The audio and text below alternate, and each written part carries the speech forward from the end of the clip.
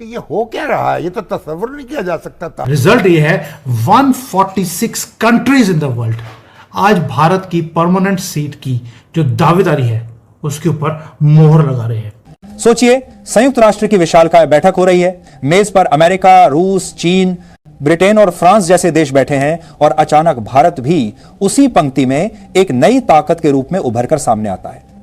कमरे में खामोशी छा जाती है, सारी निगाहें भारत की ओर टिक जाती हैं और जैसे ही भारत कहता है ना, पूरा प्रस्ताव ध्वस्त हो जाता है। यह कोई फिल्मी सीन नहीं बल्कि वो सपना है जो आज करोड़ों भारतीयों की आंखों में जलता है और जिसका नाम है वीटो पावर। यह वही शक्ति है जिसे पाकर कोई समल किताब मुस्के साथ भी देश संयुक्त राष्ट्र की सबसे बड़ी टेबल पर सबसे बड़ा खिलाड़ी बन जाता है। ये वो वीटो पावर है जो वर्ल्ड के 5 परमानेंट मेंबर्स, जिसको P5 बोला जाता है, उनके पास है और ये पिछले 80 सालों से उस पावर को अपने हाथ में लेकर बैठे हुए हैं। रशिया के प्रेसिडेंट व्लादिमीर पुतिन जो हैं, उन्होंने बड़ी इंपॉर्टेंट बात की है और उन्होंने अभी एक जगह पे वो खिताब कर रहे थे और उन्होंने ये कहा जनाब कि दैट वाज, ये बड़ी डिफरेंट चीज़ थी। वैसे ऐसे वो पुतिन इस तरह बात करते नहीं हैं। उन्होंने कहा कि जो रशिया बहुत खुश है भारत के ऊपर और उन्होंने कहा वो इसलिए कि भारत जो है वो साइड नहीं लेता एंड नरेंद्र मोदी जो है वो कभी इंडिया को ह्यूमिलेट नहीं करवाएगा। और उन्होंने कहा जी कि अक्सर मुल्क जो हैं वो यूएस प्रेशर के नीचे आते हैं और इंडिया और चाइना जो हैं, ये 2 मुल्क ऐसे हैं जिन्होंने एनर्जी के हवाले से अमेरिकन प्रेशर के नीचे नहीं आए। आखिर है क्या? ये कोई आम संगठन नहीं बल्कि पूरी दुनिया का सबसे ताकतवर प्लेटफॉर्म है। इसका काम है वैश्विक शांति बनाए रखना, युद्धों को रोकना, देशों के बीच विवाद सुलझाना और अगर जरूरत पड़े तो किसी देश पर आर्थिक, राजनीतिक और यहां तक कि सैन्य कार्रवाई तक की मंजूरी देना। यानी साफ शब्दों में कहें तो यह संगठन तय करता है कि दुनिया का बॉस कौन है और किस देश की औकात कितनी है। 1950 दोस्तों जय हिंद। राष्ट्रलोक टीवी पर आपका स्वागत है। अभी तक आपने वीडियो को लाइक नहीं किया है, लाइक कीजिए, कमेंट में अपनी राय जरूर दें, साथ ही चैनल को सब्सक्राइब करना ना भूलें। धन्यवाद। में इस पावर को हमें दिया गया था, लेकिन मोहम्मद लहड़ू जो ब्रिटिश लड़कियों की जो स्कर्ट के अंदर जो लहरें होती थी उसके अंदर वो बहते रहे और उन्होंने यूनाइटेड नेशंस की सीट को मना कर दिया। अब भारत ने कुछ चेंज करने की ठान ली है। कुछ इंडिकेशंस आ रहे हैं जयशंकर जी की तरफ से। उन्होंने बोल दिया, पहली बात तो ये है कि यूनाइटेड नेशंस अब रिडंडेंट हो रहा है और ये एक ऐसी रेड लाइन है जिसको, यानी कि दे आर बिकमिंग इररेलेवेंट। और हो सकता है कि मोदी जी यूनाइटेड नेशंस की जो ये मेंबरशिप है उसे छोड़ दें, क्योंकि उन्हें मालूम है कि ये परमानेंट सीट हमें देने को तैयार नहीं है और हमारे हर मामले में ये वीटो पावर यूज कर लेते हैं।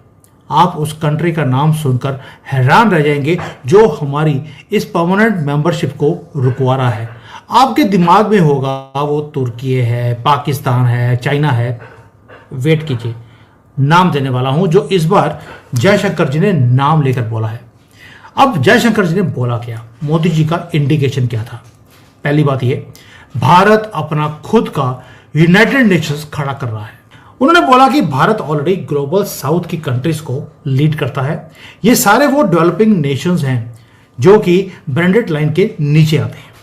कंट्रीज जो इमर्जिंग इकोनॉमीज हैं, ग्रोइंग पॉपुलेशन है और अनटैप्ड पोटेंशियल है, ये सब भारत के पीछे खड़े हैं। सो वो कहते हैं कि जो टैरिफ्स इंडिया के ऊपर लग गए हैं, ठीक है 50%, लेकिन इंडिया ने कहा कोई मसला नहीं, मैनेज कर लेंगे। और पुतिन ये कह रहा है कि जनाब अगर टैरिफ लग गए हैं तो इसका मतलब है कि यूएस जो है that is not a reliable partner. अच्छा, ये बात तो इंडियंस करते हैं कि US is not a reliable partner. समझ रहे हैं दोस्तों, क्या आपने कभी सोचा है कि अगर दुनिया के सबसे बड़े और ताकतवर देशों की बैठकों में भारत भी उस ऊंचाई पर बैठा हो जहां से सिर्फ एक शब्द बोलकर पूरी दुनिया का खेल पलटा जा सकता है, तो कैसा नजारा होगा? जो हमारे जयशंकर जी हैं, उन्होंने एक बोल्ड स्टेटमेंट दिया यूएन के अंदर कि यूनाइटेड नेशंस एक स्टेट ऑफ क्राइसिस के अंदर है। दूसरा, वो इररेलेवेंट होता जा रहा है दुनिया में और उसकी कोई भी बात सुनने को तैयार नहीं है। क्यों? क्योंकि यहां पर जो एलीट नेशंस है, जिसको वेस्ट नेशंस बोला जाता है, सिर्फ इन्हीं की आवाज सुनी जाती है और ग्लोबल साउथ इसकी कोई बात सुनने को तैयार ही नहीं है, इन्हें इग्नोर किया जाता है। जिसके अंदर भारत है, अफ्रीका है, लैटिन अमेरिका है, एशिया की बाकी की कंट्रीज हैं, इनकी आवाज़ सुनाई देती ही नहीं है किसी को। और भारत ने इस सब को चेंज करने का वो प्लान कर लिया, लेकिन शुरुआत आपको लगे अभी करी है, तो आंसर है नहीं। जब कोविड-19 हुआ था, जब ये वेल्दी कंट्रीज वेस्ट के अंदर जब बॉडी बैग्स क्रिएट हो रहे थे, भारत ने एक्शन लिया, अपनी खुद की मेडिसिन डेवलप करी, और हमने सबसे पहले जो मेडिसिन है वो लैटिन अमेरिका में, अफ्रीका में वहां भेजी अपने लोगों को बचाने के बाद। और ये सब कुछ किया हमने फ्री ऑफ कॉस्ट। ये वेस्ट की तरह नहीं है जो बोलते हैं कि हम आपको एड भेज रहे हैं और एड भेजते भेजते एड्स भेज देते हैं। उसने पब्लिकली भारत को थैंक्स भी किया है। उन्होंने क्या बोला कि भारत एक रियल लीडर है, मोदी ट्रू स्टेट्समैन है, और वेस्ट जो है वो सिर्फ अपने बारे में सोचता है, वो किसी के बारे में सोचता नहीं है, और अगर हेल्प करेगा तो उसको अपने कंट्रोल में लेके आने की कोशिश करता है।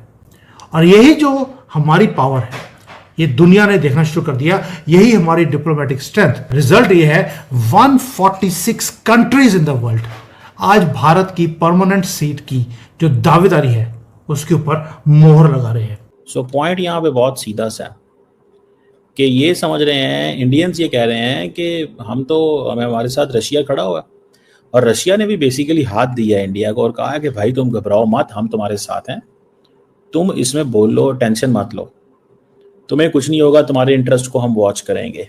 That is there. यूएनएसएससी में कुल 15 सदस्य होते हैं। इनमें से 5 हैं स्थायी सदस्य, यानी 5 अमेरिका, रूस, चीन, फ्रांस और ब्रिटेन।